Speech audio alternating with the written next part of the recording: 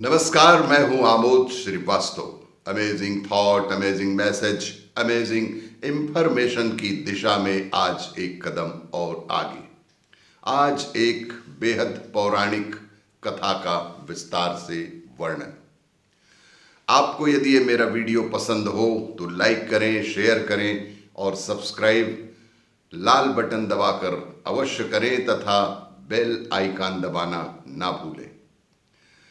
वाल्मीकि रामायण बताती है कि ब्रह्मा जी गुरु वशिष्ठ से प्रसन्न होकर बोले, ऋषि श्रेष्ठ, आज से मैं आपको सूर्य वंश का कुल गुरु निर्धारित करता हूं। ऋषि श्रेष्ठ, आज से मैं आपको इस सूर्य वंश का कुल गुरु निर्धारित करता हूं।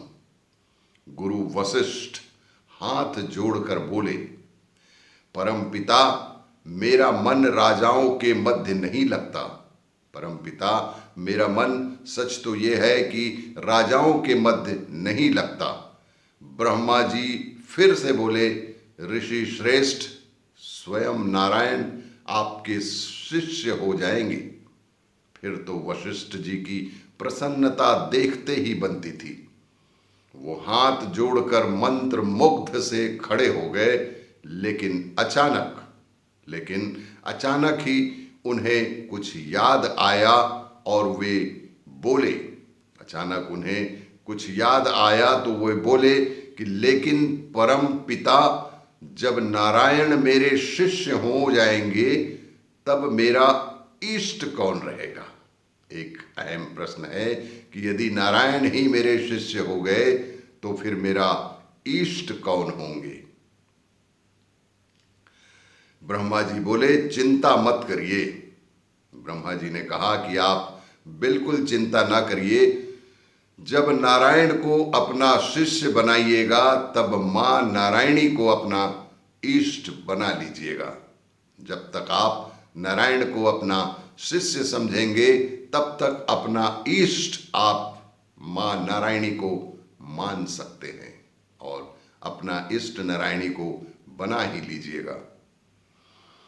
जब प्रभु को वनवास की आज्ञा हुई तब गुरु इच्छा से वशिष्ठ जी की पत्नी अरुंधति पहली बार अयोध्या के राजमहल में आती हैं।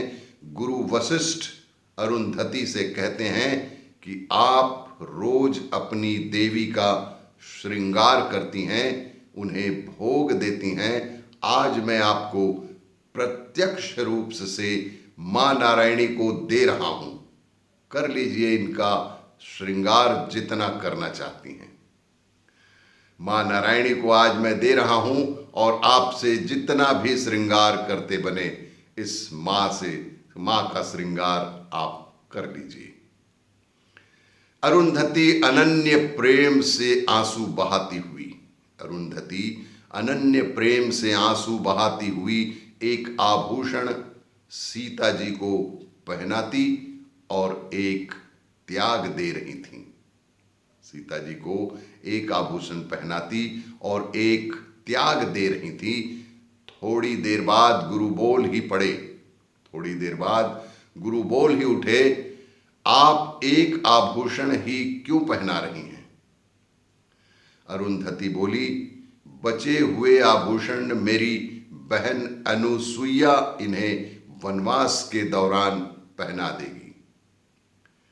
जब मुझ अज्ञानी को आपकी वजह से इतना सौभाग्य मिला तो उस भक्त को अपनी तपस्या के फल को पाकर कितना आनंद मिलेगा, ये सोचकर ही मेरे आंसू निकल रहे हैं और मेरे आंसू रुक नहीं रहे हैं। मंदिर शुभारंभ के अब सिर्फ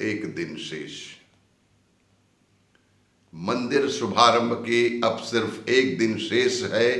चेतनाओं से मुक्ति देने वाले, तिमिर को मिटाने वाले और सद विचारों को स्वतंत्र कराने वाले